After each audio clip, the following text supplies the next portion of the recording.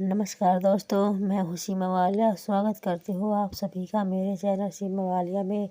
तो कैसे हैं आप सभी, बताने के लिए कमेंट बॉक्स में जय माता दी जरूर लिखें।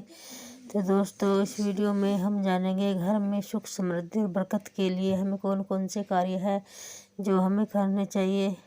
तो घर में सुख समृद्धि और बरकत बनी रहे उसके लिए हमें अपने घर में सबसे पहले साफ सफाई का ध्यान देना चाहिए। रसोई घर में हमें साफ सफाई रखनी चाहिए, जिससे रसोई घर में अन्नपूर्णा माता का वास होता है। तो कभी भी हमें रसोई घर को गंदा नहीं छोड़ना चाहिए। रात में झूठे जो बर्तन होते हैं वे हमें नहीं छोड़ने चाहिए। अगर आपके घर में मान लीजिए मेड आती है, तब भी आप जो झूठा बर्तन होता है उसे धो के रख दीजिए। अगर मेड नहीं आती है तब भी अपने किचन को हमें साफ़ सुथरा रखना है, क्योंकि किचन से ही हमारी बरकत चलती है। सुख समृद्धि तो अपने घर में सभी चाहते हैं। जब घर में सुख समृद्धि होती है तो थोड़े से भी जो पैसे आते हैं उसमें भी हमारा गुजारा, मतलब हमारा खर्च निकल जाता है। और जब घर में बरकत नहीं होती तो चाहे कितने पैसे आ जाए वे भी कम पड़ जाते हैं। तो इसलिए हमारा जो पहला नियम है वो रसोई घर का है, उसमें हमें साफ़ सुथरी रखनी है, गंदा नहीं रखना है। रसोई घर को, किचन को रात में ही साफ करके सोए।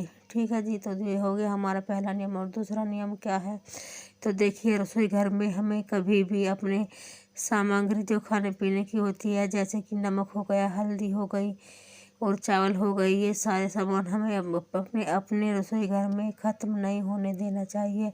ख़त्म होने से पहले ही हमें अपने घर के सारे सामान जो होते हैं खाने पीने के, ये मंगा लेने चाहिए। कभी भी मेरे घर रसोई घर में नमक हल्दी नहीं ख़त्म होना चाहिए। ठीक है जी।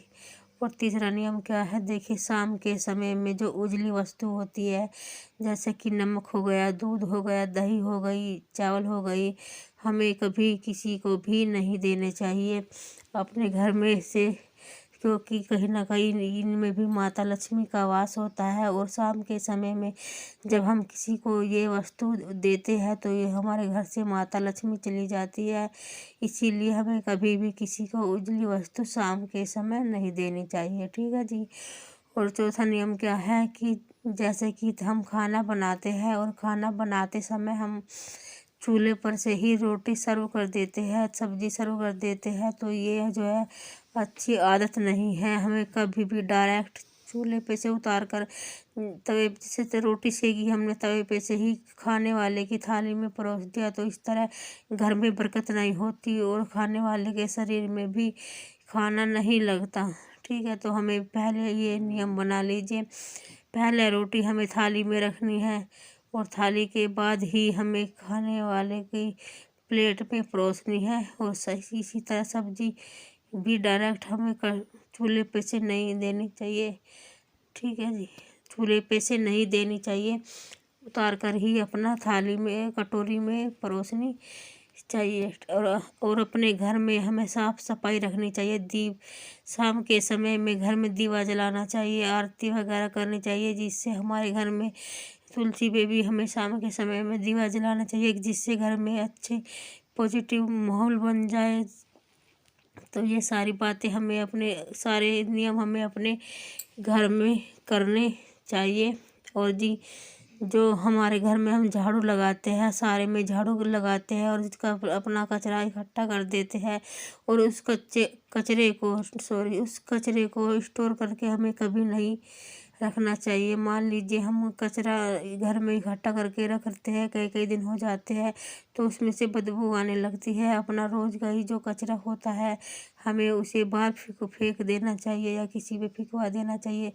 जो कि हमारी दादी नानी कहती थी कि घर में कूड़ा कचरा जो इकट्ठा करके रखते हैं, स्टोर करके रखते हैं, झाड़ू लगाने के बाद तो हमारे घर में कर्ज बढ़ता है, हम पे कर्ज बढ़ता है। तो इसीलिए सबसे पहले घर की साफ सफाई और रसोई की साफ सफाई का ध्यान रखना चाहिए, जिससे कि माता लक्ष्मी का आगमन हमारे घर में होए। और हमें कभी भी किसी भी बड़े बुजुर्ग का अपमान नहीं करना चाहिए, जैसे कि हमारे सास हो गई, ससुर हो गए, हमारे दादा नाना हो गए, कभी भी बड़े बुजुर्ग का, क्योंकि वे हमारे घर की नींव होते हैं।